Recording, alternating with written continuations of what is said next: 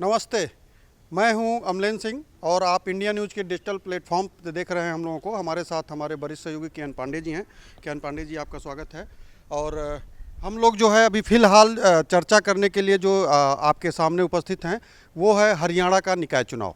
हरियाणा का निकाय चुनाव पे हम इसलिए चर्चा कर रहे हैं कि बेहद ही अहम है, क्योंकि आज रिजल्ट आ रहे हैं, नतीजे भी एक तरीके से रुझान जो है उन नतीजे में बदलते नज़र आ रहे हैं।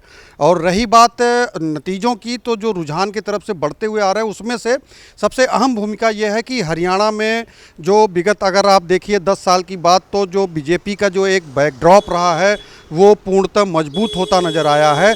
और उस मजबूती का अगर देखा जाए हिसाब, तो उसमें आपको अगर देखें तो हरियाणा का जो एक तरीके से ग्रामीण और लोकल बेल्ट जो होता है, लोकल बेल्ट के साथ साथ एक ज़मीनी जो हकीकत होती है, निकाय चुनाव अगर आप देखें तो एक गली मोहल्ले से लेकर के ये जो राजनीति तय करता है उसके बिहेव पे इसको बहुत अहम रखा जाता है, अहम माना भी जाता है। उस पर हम चर्चा करेंगे। हमारे साथ किरण पांडे जी हैं।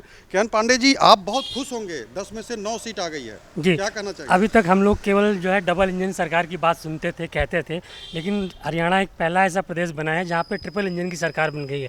वहाँ पे भाजपा की राज्य में सरकार है और जो नगर निगम के चुनाव के आज परिणाम आए हैं 10 में से 9 सीटों पर जो है वो भाजपा ने कब्जा जमा लिया है। और खाता जो है कांग्रेस का एक जगह खुला भी नहीं है। इवन जो भूपेंद्र हुड्डा वहाँ के पूर्व मुख्यमंत्री थे रोहतक से, वहाँ पर भी जो है कांग्रेस हार गई है, वहाँ पे भी कांग्रेस का खाता नहीं खुला। तो कुल मिलाकर के देखा जाए तो एक तरीके से हरियाणा में ट्रिपल इंजन की सरकार बन गई है। जाहिर सी बात है कि जो ट्रिपल इंजन की सरकार है उससे वहाँ पे विकास का पहिया और तेज़ी से घूमेगा। जो पूरे प्रदेश में विकास होता था वो नगरीय क्षेत्रों का, ये नगर निगम का चुनाव का जो है वो माना जाता है एक तरीके से, तो वहाँ पे भी जो है विकास का पहिया और तेज़ी से घूमेगा। और लोगों को छोटे मुद्दे पे हमने देखा, जो एक प्रचार चल रहा था, प्रत्याशी जब जा रहे थे तो जो होता है कि जनरली की पार्टी लेवल के जो प्रचार होता है, लेकिन अगर पांडे जी देखा गया तो छोटे छोटे मुद्दे थे कि नाली टूटी है, सड़क टूटा है और हमारे जो स्ट्रीट लाइट खराब है, इस टाइप के मुद्दे को लेकर के कई जगह तो ये देखा गया कि गांव में जो लोग जो नगरीय चुनाव से सटे हुए जो मोहल्ले होते हैं, जिसको हम ग्रामीण से बोलते जुड़ा हुआ बोलते हैं, वहाँ भी अगर मुद्दा देखा गया तो वो इसी टाइप का मुद्दा जो नज़र आ रहा था कि हमारी जो सड़क है वो इतने दिन से टूटी है, नालियाँ चौक हैं, मच्छरों का जो है ज़्यादा है, पानियाँ साफ़ नहीं आ रहे हैं। ये मुद्दा ज़्यादा प्रभावी रहा। बीजेपी की गवर्नमेंट भी रही और बीजेपी ने इस पर काम भी किया, लेकिन फिलहाल अगर देखें तो जो छोटे मुद्दे जो उठते हैं हमेशा इन लोगों के बीच में, और उस बीच के साथ साथ अगर मुद्दा भी है विकास का, विकास के मुद्दे के साथ साथ अगर इन्होंने काम भी किया है, लेकिन अगर देखें तो जो छोटी छोटी चीज़ें अगर जो एक बोला जाता है कि लोग सोचते हैं और जो एक तरीके से माइंड करके बताते हैं कि नहीं भाई ये मुद्दा रहा है, सरकार होने के बाद भी कमियां थोड़ी तुम नज़र आई दिखी, कुछ लोग उससे निराश भी थे, लेकिन वोटों का अगर अंतर देखें तो 2000 1500 ये अंतर आ रहा है। तो इसको क्या कहना चाहेंगे आप? देखिए, सबसे बड़ी बात होती है कि अब लोगों को लगने लगा है कि अगर कोई स्टैटिक गवर्नमेंट दे सकता है या स्थायी सरकार दे सकता है तो वो भाजपा ही दे सकती है, चाहे वो केंद्र हो चाहे राज्य हो। इसीलिए लोगों को लगा कि अगर यहाँ पे हम नगर निगम के चुनाव में, नगर निकायों में अगर हम भाजपा को अंगीकार करते हैं, स्वीकार करते हैं, उनकी सरकार बनाते हैं तो इसका फ़ायदा आम आवाम को, लोगों को मिलेगा।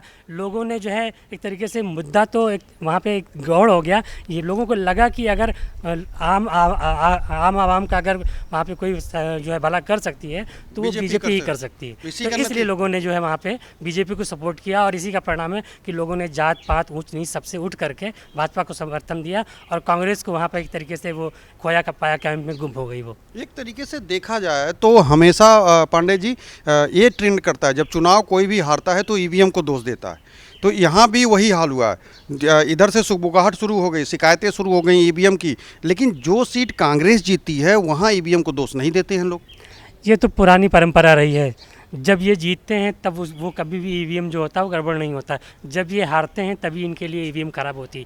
मतलब ये पूरे देश का ही एक तरीके से परिदृश्य है। जहाँ भी, चाहे वो जहाँ पे कांग्रेस जीती है वहाँ पे वो कहते हैं कि ईवीएम सही काम कर रही है, चाहे वो हरियाणा ले लीजिए चाहे कहीं ले लीजिए, जहाँ भी चुनाव होते रहे हैं। और बीजेपी अगर जीतती है तो उनके पेट में दर्द होता है, लेकिन अगर वहीं कांग्रेस जीत जाती है तो उनको कोई समस्या नहीं होती, फिर वो ईवीएम वहाँ पे दोषी नहीं होती। तो कुल मिलाकर के ये एक तरीके से अपने आप को दिखाने की कोशिश करते हैं कि ठीकरा जो है वो फोड़ने की कोशिश करते हैं ईवीएम पे। अपनी कमियों पे अगर ध्यान देते तो शायद रिजल्ट कुछ और ही होता है। जी, ये बात आप सही कह रहे हैं कि कमियों पे ध्यान देने के साथ साथ अगर कमियों पे ध्यान दिए होते तो जो ये आज वोटों का अंतर है ये कहीं सीटों में बदलते हुए नज़र आता। आज उन्हें कहीं ऐसा ना होता कि जीरो पे सिमटने की कंडीशन आती।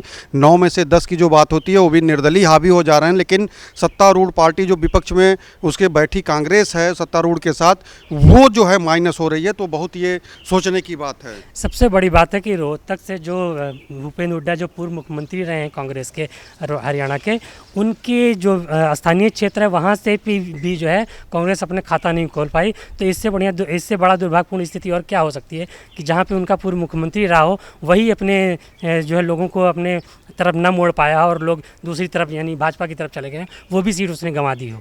तो ये बड़ा दुर्भाग्यपूर्ण स्थिति है। देखिए, ये सही बात है कि दुर्भाग्यपूर्ण स्थिति के साथ साथ अगर वोटों का अंतर देखा जाए तो वो भी कहीं एक रेस में तो नज़र आता ही है। इसको हम नहीं कहेंगे कि एकदम विपक्ष जो है डाउन है, लेकिन बीजेपी को अभी भी मेहनत करने की ज़रूरत है, क्योंकि वोटों का अंतर ये बता रहा है कि आप बहुत प्रभावी नहीं हैं। समीकरण तो हमेशा ऊपर नीचे होता रहेगा, पार्टियां जीतती रहेंगी, समझती रहेंगी, मेन जनता है वो परेशान होती है। आज हमारे साथ हमारे वरिष्ठ सहयोगी के एन पांडे जी थे। अगले टॉपिक पे हम कुछ ही घंटों में उपलब्ध होंगे। नमस्कार।